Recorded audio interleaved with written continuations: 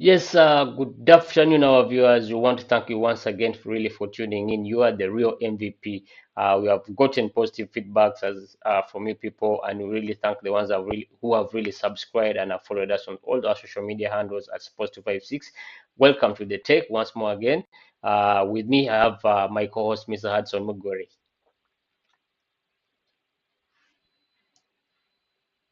Okay, well, to the viewers, thanks the viewers for watching the show, and it's happy I'm back on the hot take, and we talk sports generally. We don't talk about only football. We talk basketball, we talk rugby, we talk swimming, we talk every kind of sport. So today, enjoy the show and hope you love what we dissect when we talk sports. Yes, absolutely. This week, the Cranes traveled. It started with a press conference, and the squad was named by the Cranes coach Paul put some new faces in the team, Calvin Kawie from Sweden, but not so much change. There we've had Brevis Mugabe back in the squad. A very interesting squad that traveled that traveled to South Africa with the exception of Hari Dualilwa and Kenneth Semakula that did not travel with the squad because of the visa issues. This is a very interesting tie. Looking at South Africa, a team that we haven't beaten in over close to 20 years, 2 decades. Yeah. The last time we played them was actually Hugo Bro's first game as South African coach. It was a friendly game and a friendly game in Orlando Stadium that ended 3-2 with Ibrahim Morit and Abdul Mala scoring for Uganda Cranes. The team was a bit different that time. We had Paul Wheeler in the squad, Bobosi was in the squad, Ibrahim Moriti, Abdul Mala, Tadeo Luangas were in there. Watenga was also the keeper. But the squad of the travel this time was different, and we've watched even the teams that we played against Algeria and Botswana, a very promising squad. What do you make of this squad that Paul put really summoned and selected and traveled with eventually to South Africa? When you look at the squad is summoned, the 25 players are summoned, 23 or 25 players are summoned. Uh, we have only 8 local best players.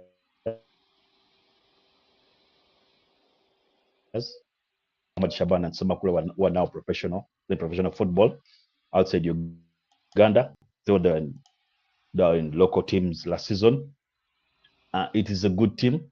It is deep and it has the experience as well. Of course, the services of Khalid Aucho back into the team, the services of Bevis Mugabe back into the team in that defense, it will be of serious impact to the team because those are leaders, those are commanders when they say something and no one can be like, you know what, let me do something different. At times when you lack leadership on that pitch, it costs a team a lot. So with Aucho coming back as the leader, as the captain, and the most experienced player right now into the Cranes team, it is a big addition to the team. And with Paul Put naming of the squad, we didn't see a lot of noise from people. How come this one was left out? Though I would still insist that Tadeo Ranga would have been a good addition to that team.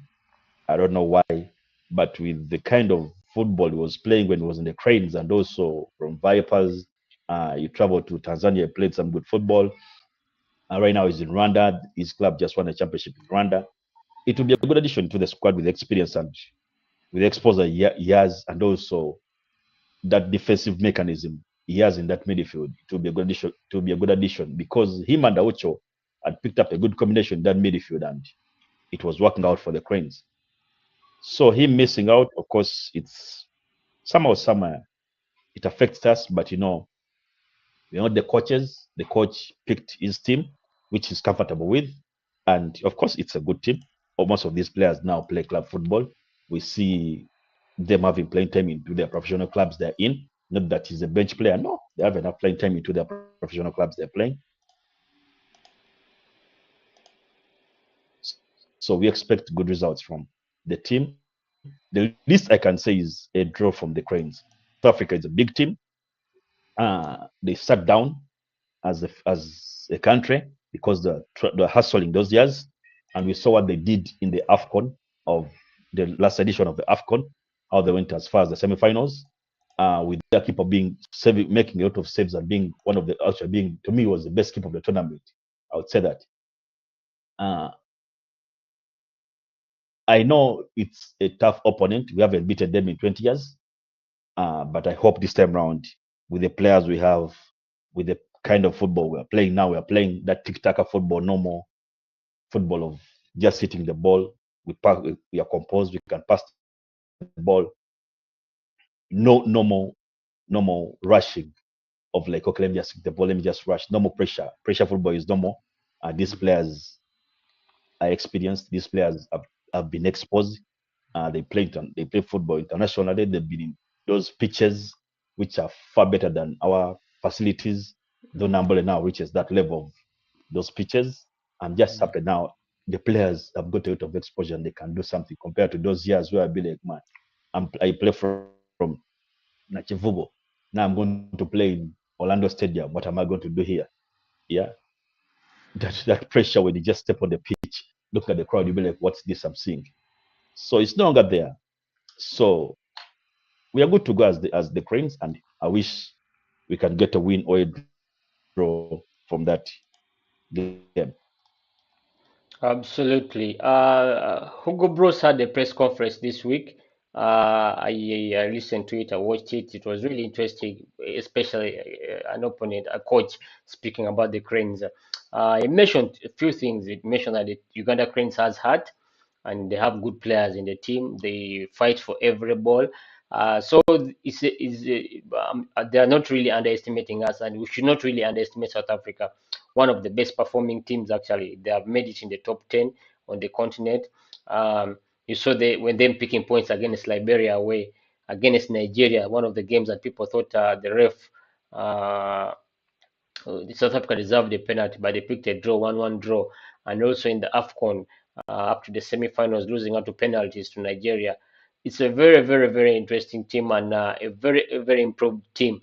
Unlike the South Africans of those days, yeah. If you look at the Mafokeng in the midfield, right there, up from there, Zwane, Mpala in the defense. It's a very, very unique team composed of players from Sundowns, Mazulu, Supersport.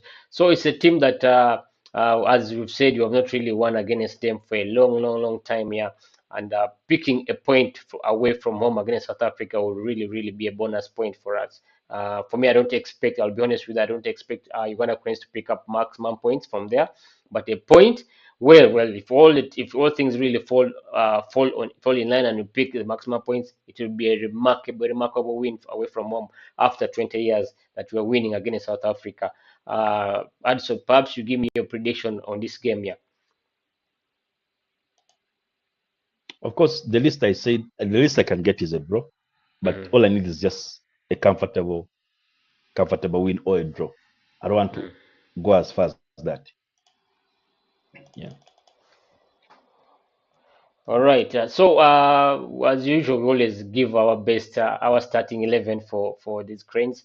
Last time we had one of the best starting 11. We are on point. We had the difference of one or two players, and mostly like Awucho was not got injured, but we had spot on, and especially Hudson had a spot on 11 for the Uganda Cranes that started a game against Botswana and also Algeria. Just a few changes on this, looking at the squad that has really traveled. Could you really give us your first and your starting 11 for this game? Yeah.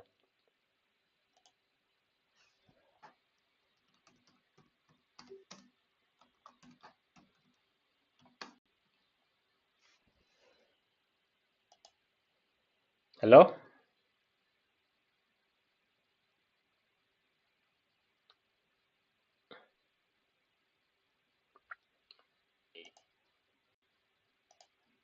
I would have Ismail Watenga in goal. I would have Elvis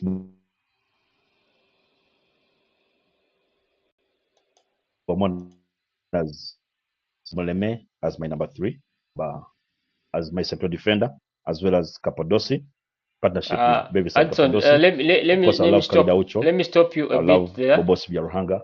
I love Apologies, yeah, rename that starting 11. I wasn't picking your audio, but you can just rename. You can give us your starting 11 again, yeah. Yeah. Sorry, apologies for that. Yeah. Against South Africa. Okay. Number Mm. one, number one, number one is Ismail Watenga. Mm. Elvis Bomono as my number two. Isaac Mleme as my left back.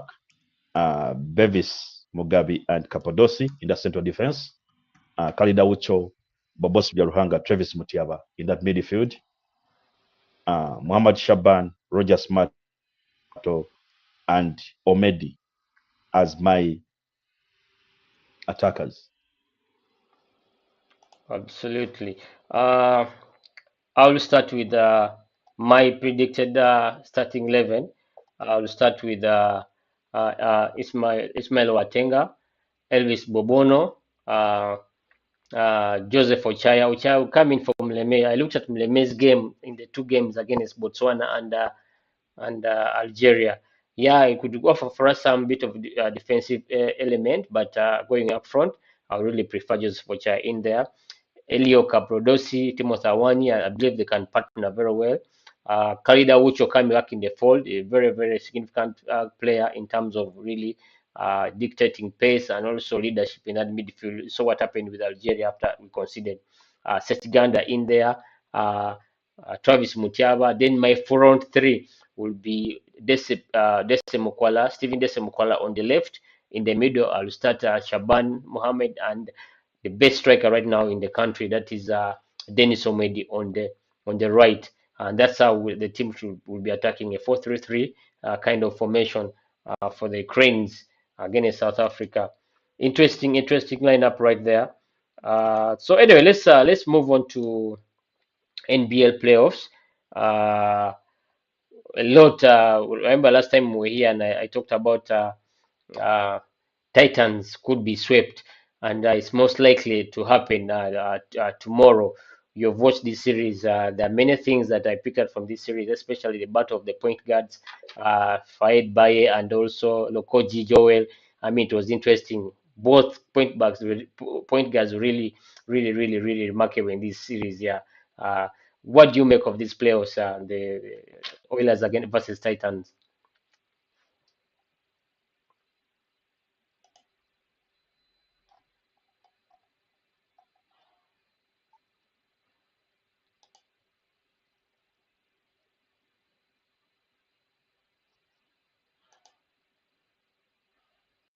Uh, We should really be able to qualify from this group. Yeah.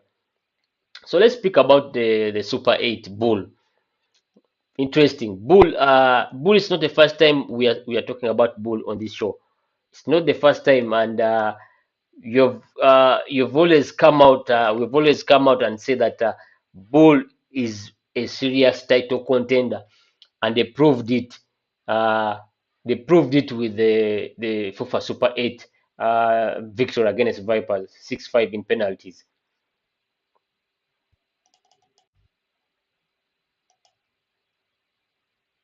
yeah, yeah. As I predicted earlier, remember we talked about Bull having the club depth. The coach is there, and he has signed players who we know can give him the results. Of course, we said they're trying to make sure that they're the same level with Vipers when it comes to the club depth. Their roster being so deep, and we're now seeing it actually. Even yesterday they added another player as well. Bull. They added the player, meaning they're so busy. They are so busy in the market that we've got a few days left to the kickoff of the Uganda Premier League. So with that Super 8, of course, their second year they've won it. The second year they've won it. And of course, it's a good motivation to the team which missed out on the Uganda Premier League championship last season by just I think 1 point. It broke their heart, of course. It affected them somewhere, but of course they went back to the drawing board. They're like, you know what cost us with losing now one of the best defenders into the league. That's OT. They made a quick replacement by getting the other defender into the team. Losing one of the best keepers of last season. Of course, they made quick replacement as well. When you look at the team generally, it's now going to be a hard task for other teams like KCCA, like like SC Villa, like Vipers, you look at NEC itself. It's going to be a task for these teams to be like, Bull is an easy team. It's a hard team now.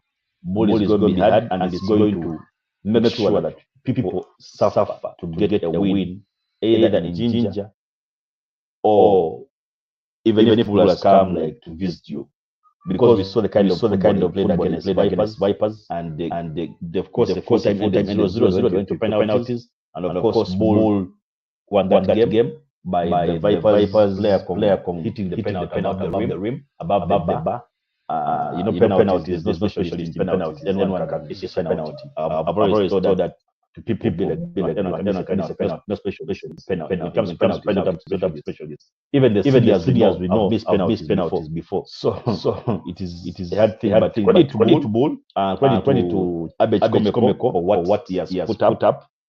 And it's that results. Even sponsors be like, you need to give these guys their man on time, allowances on time, coming on time. So it motivates the sponsors like Bidco itself to still fund the club so well, because they're like, we are seeing results from the team.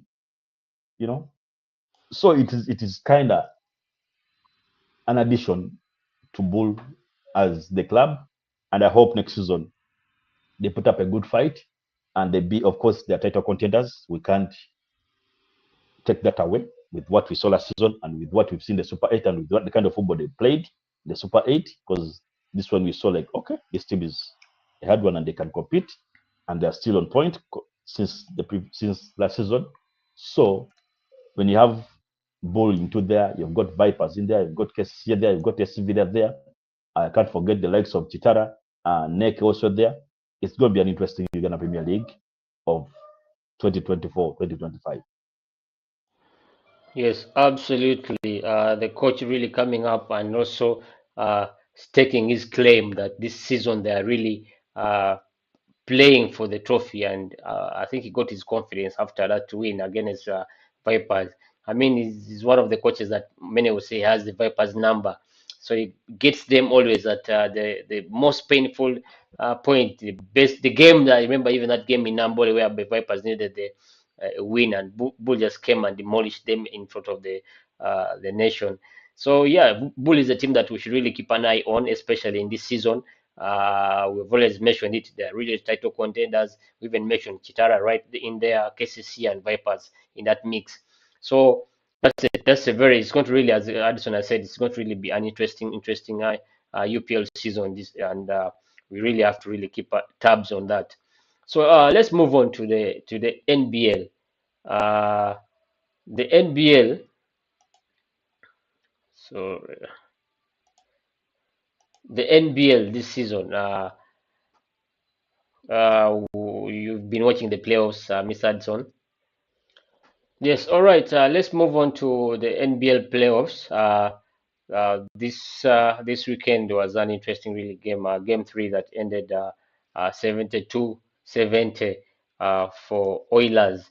Last time we here, and we spoke about I spoke about some Oilers on the brink of being swept. But if looking at the game, it was really a tight evenly matched game. Looking at what the Titans really offered, a very interesting game, especially game three. If it wasn't just for those turnovers, but it was a very interesting game for me in particular. I liked the series because of the point guards. Looking at Fayed Bale and also Lokoji really taking on each other, dictating play. Of course, there were some significant plays from Perry Parish and also on Oblang on the other side. But it was really interesting. I don't know what you really saw from this series, and maybe give us really an insight on the playoffs. Before we go to the finals, of course, on Sunday we had third place games. Jetty Jaguars beating KIU Rangers 70-50. It was a 20-point game.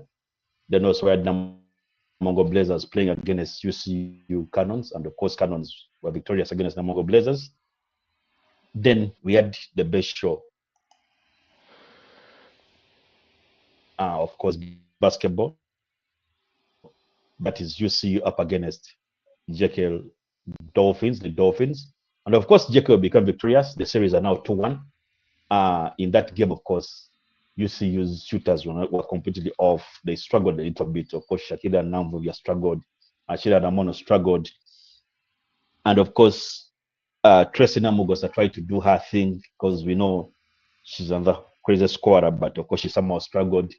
Abe Bridget also, she picked up rebounds, but she was on and off in foul troubles. Nantong also had some foul troubles as well. It wasn't a good day for UCU, though it was a good day for JKL Lake Dolphins, with Agatha Kamada coming out to put up a good show. And she's a bench player, but even in game two, she didn't play in a game. She didn't play in a minute. But in game three, she came and put up a good show and made sure JKL is into that comfortable win. The comfortable win, of course, not forgetting the services of Jenna Sinde, who we know she has always been double figures in this series. Of course, Hopper Kell also put up a fight, the reigning MVP now. Of course, Brenda Ekon, who is their top scorer, also did something incredible. Of course, now the series are 3-1, and game 4 is on tomorrow. We expect interesting basketball, like I've been watching these games, because the series are being won, of course, apart from this one where they beat UCU by double figure. UCU has beating JKL by single digits. We saw game 2, they won by 2 points. We saw game 1, I think they won by 1 point. So it has been some incredible, interesting basketball. And of course, in game 2, UCU came from down from 12 points down to winning the game. Which this one they didn't do it. It was hard for UCU to come because of the good defense from the JKL Dolphins team. And also, when the shots refuse to enter, of course, it becomes hard for UCU, because UCU, we know one thing: it is a shooting team. Both men and women are shooters. They just love doing the plays of the shooters.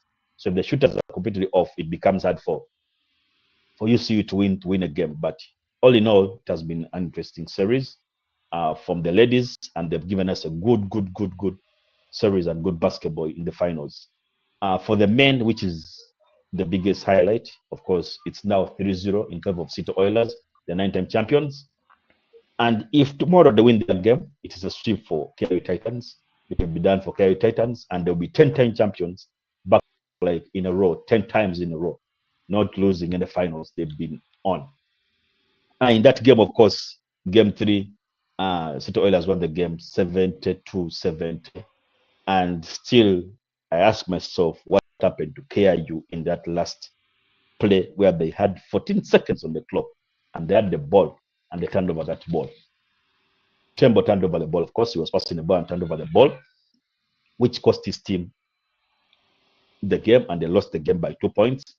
In that game, of course, Petty Parish did play a lot because he was injured. He sat on the bench. I think he played roughly, I think, less than 10 minutes in that game. Who is the top scorer? Actually, who is the best player, the top scorer, but he didn't play that game. So we saw the likes of Malwao Dia, the likes of Fayed Bale, and Titus Tulwao showing what they've got. And in that game, of course, Fayed Bale had 15 points. Titus had 12 points and 12 rebounds, and he dunked on someone in that game. Dunked on someone like a facial. It was some interesting thing to watch. And of course, on the other side of KIU, Sozona person was in the double figures. That is Mpia, 124 points that game. And you also had a putback. You also had a putback in that game. Yeah. You also had a putback in that game on Titus. Wow. So Titus was revenging on Mpia, but he revenged it on Monaba. I'm like, what's up with my boy? Monaba is now suffering in this situation. Caught But strays. all in all, we expect we expect a fight in game 4, Game so 4, that yeah. KIU is not swept. Because if they are swept, it would look bad. It would look really bad for Bad, yeah. KIU. Yeah, but that is how the series are, and I would say the rotation of the team, both teams, is on point. I can't say, I can't say the coaches are making mistakes. No, the rotation is on point, and This is what we call finals, not something, not people just coming to just walk freely and they're like, it's done. No, let's have a competitive finals and everyone is enjoying the series. Though on Sunday, everyone expected KIU to win that game. It was their game to win. It was their game to win. And they lost it just like that. Yeah, absolutely. I also need you to throw an insight on the FIBA Afro that's happening in SA. We've had the both junior gazelles and also silverbacks. Really, gazelle really dominated Zimbabwe, and yesterday with the silverbacks playing tomorrow.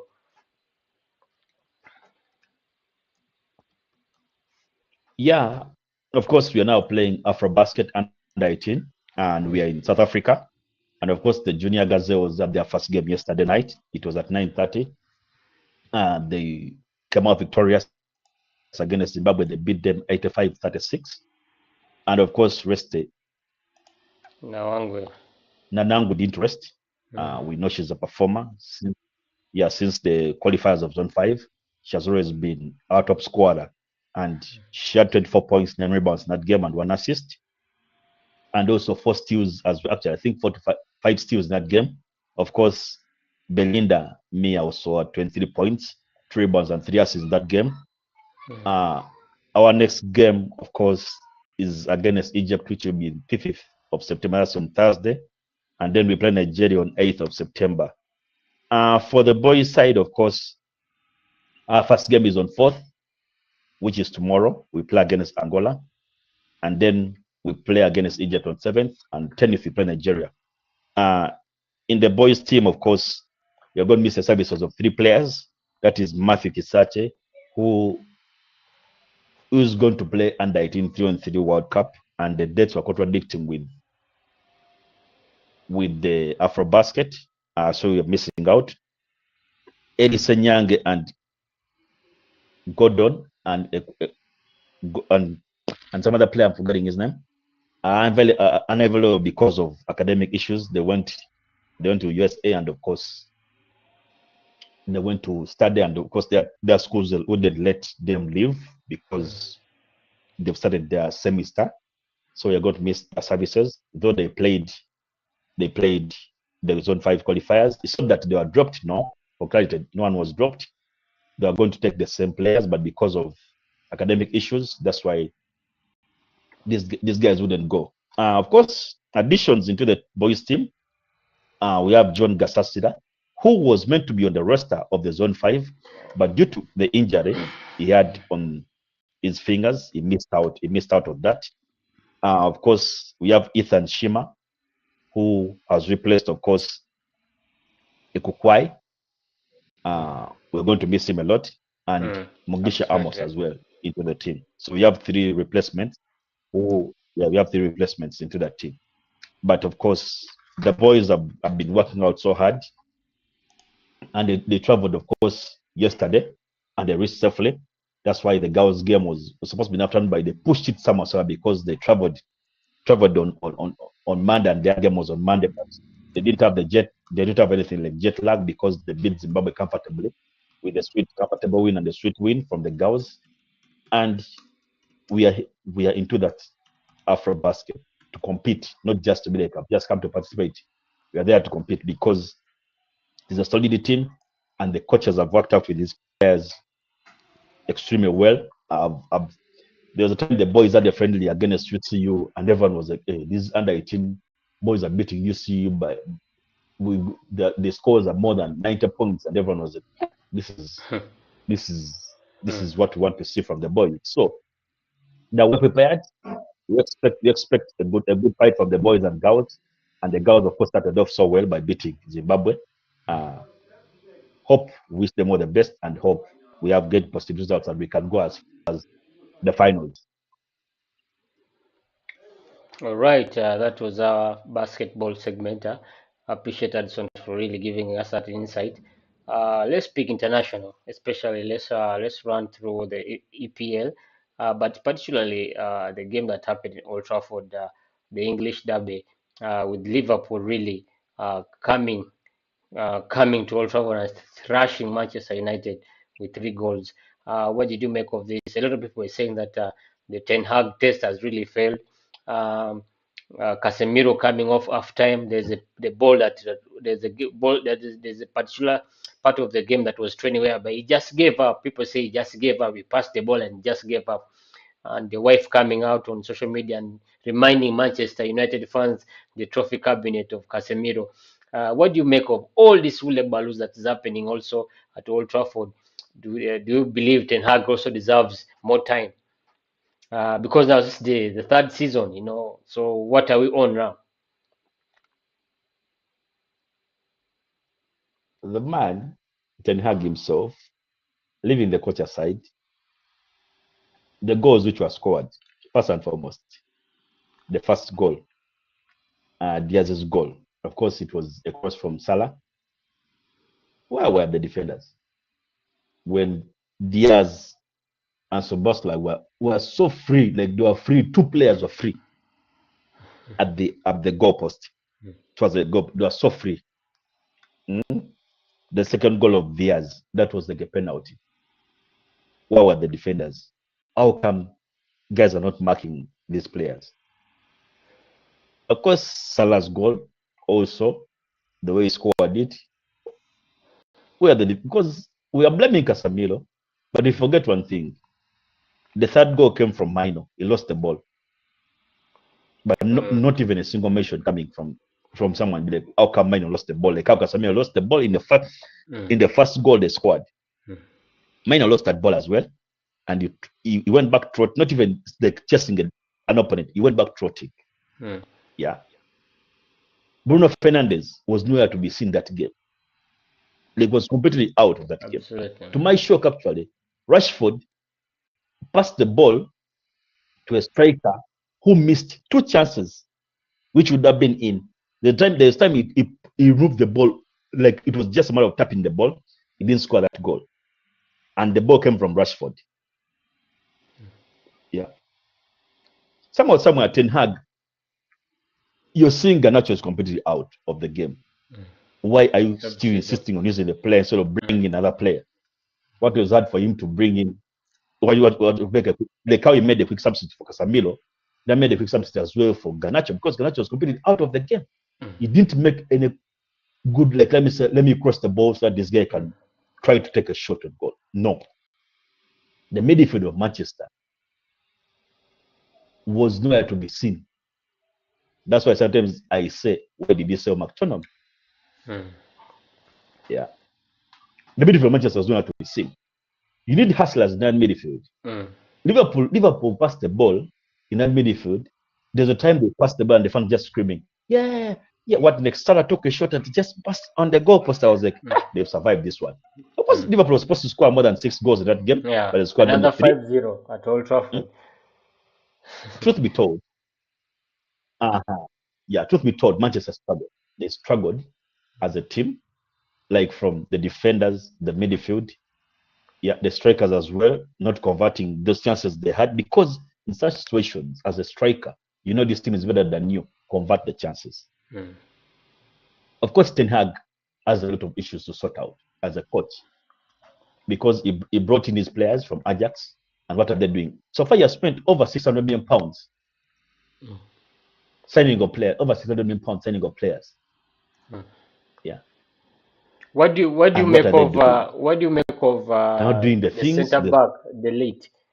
I felt like he really struggled in his game, the first game at Old Trafford.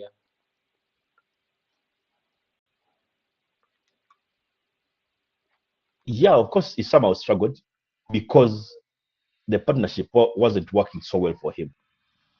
If they brought in Maguire and him, I would say somehow it will work for them. It will work for him. He somehow struggled on that. And then I saw Luke Shaw coming in for Dalot in the second half towards the end of the game. I'm like, hey, so this guy has been all along on the bench. He has been fit, and this guy has been bench him. You know, why is Luke Shaw being benched? This is a derby. You need to stand up, start Maguire, start Luke Shaw. These are English players who know this is a derby and I need results. Absolutely. Yeah, okay, let's look at also. They can't beat us again 5-0 or 7-0. Yeah, the game that happened at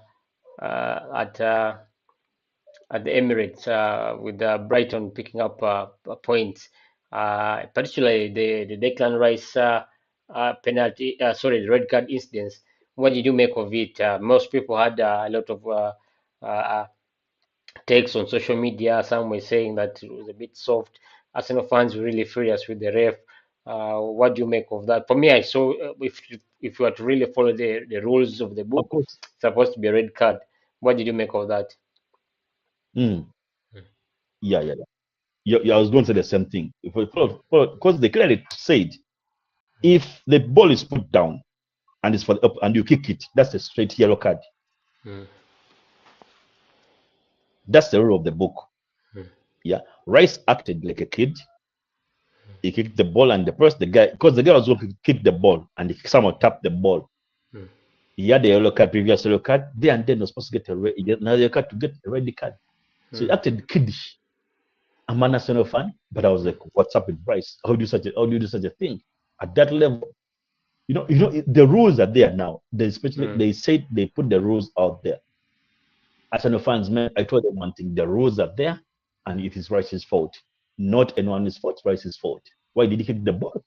When he knows it's supposed to be a yellow card, more of a second yellow card, yeah. he It had should gotten be. a It previous yellow should. card. He got this Mm, one, and of course that, yeah, yeah,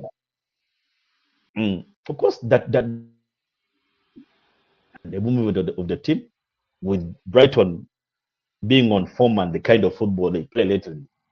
Actually, we survived somehow. We survived somehow somewhere, thanks to Raya who made some saves mm, as well, as well as mm, and also the defenders mm. who played a bigger role. Played a bigger role in that defense. Of course, Saliba and Gabriel played a bigger role.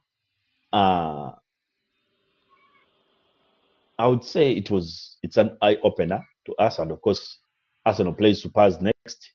That Northern Derby, of course, Rice won't be in that game. Huge. Mm, The services of Rice will be missed, and of course, the person who's supposed to play him, Merino, is also injured. Of course, Juninho has to come in now. Jorginho has to come in now mm. to play the midfield with Pate. All in all, that red card cost us in a game. And of course, I would say, of course, Saka missing one of the chances which would have made 2-1. He missed that chance. He tapped the ball not so hard. It was a soft touch, and of course, he missed that goal. And we had, of course, some chances in the first half which we didn't take serious. So Saka became somehow selfish. The time he was supposed to pass the ball, then it hit the ball. The keeper grabbed it. There was time he was supposed to take a hard shot, then he took a baby shot, and I was like, give the guy a real shot and we go back home, man. You know? So at the end of the day, Arsenal drew 1-1, but it was interesting football, I would say it was interesting football. But for Brighton and with their manager, how he does things, the new manager at the age of 31, the kind of show he's putting up says a lot. How he makes his lineup, how the players are playing football. It says that Mm, what, this team is becoming hard, and we may see the Aston Villa of last season as Brighton of this season. You know, if they go yes. like that. Absolutely. As we close, also let's look at the big game uh, that happened in La Liga, the Betis game. Barcelona also showing intense rushing Valladolid 7-0. But the game that really interests us is the Mbappe game. Last time we were here, we were talking about Mbappe struggling to score goals, and you actually came out and said, "Yeah, we shouldn't worry about Mbappe. He's a star. He will score. He will score. His time will come." Lord behold, this weekend at the Bernabeu, fans, Real Madridista really got to witness his first goal against Betis. A good finish, and also uh, speak about Vinicius Junior being a teammate and giving Mbappe that penalty to increase on his account to make it a brace. I would say I think Madrid played interesting football. Real Betis has been hard on them since last season. Uh, but there's something which was outstanding: the assist of Valverde to Mbappe's first goal. That assist was Mm, class. class, Was clutch. class. The way it was class. It was a good assist, and Mbappe uses left to finish the ball, Mm, which was a good goal. And of course, all the fans were happy. You saw Jude Bellingham in the stands, really screaming and being happy for Mbappe getting this first goal of the season, and of course at Bernabeu. Then also him converting a penalty with Vinicius Junior telling him, "Man, this is your time to shine." Take it on, yeah. All in all, Ancelotti is not a person who's under pressure. Yeah, Ancelotti is not a person who's under pressure. That's the one thing I know about Ancelotti. He is Don a Italian. well-composed coach. And with that, of course, we shall expect more results from Real Madrid and with Mbappe giving us more goals. And let's wait for El Clasico. You will see the football coming out from those crazy boys. You will see crazy football coming out from Exactly. the crazy boys. And I hope by that time Jude Bellingham is back. You'll be like, wow, Barcelona as on the kids, man. These guys are on another level. Absolutely. The El Clasico of this year, I think it's going to break streaming records. There's a lot of attention that Mbappe has really brought to the La Liga. It shows you the business prowess La Liga knows about the game. Way back from the 90s, they've always really led in terms of branding, merchandising, stadium capacity. So La Liga is one of the top leagues in terms of marketing their league. So with Mbappe coming in the fall this season, the La Liga, so the Clasico is going to really be huge. Well, with me, I want to thank Mr. Addison really for really giving us a very interesting insight. Today we really spoke about a lot. We gave our Cranes starting 11, predicted starting 11 for the South African game, the squad. Spoke about a little bit about South Africa, the team, what Hugo Bros, the coach, really spoke about South Africa, about Uganda rather. Then also a full uh, insight on the NBL playoffs, basketball, Ugandan basketball that was really delivered by Hudson Mugweri. I want to really thank him, and perhaps he could really say a few words before we close the show. And to the viewers out there, thank you for watching the show. And please keep it up.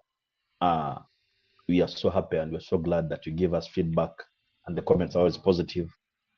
God bless you. All right, see you.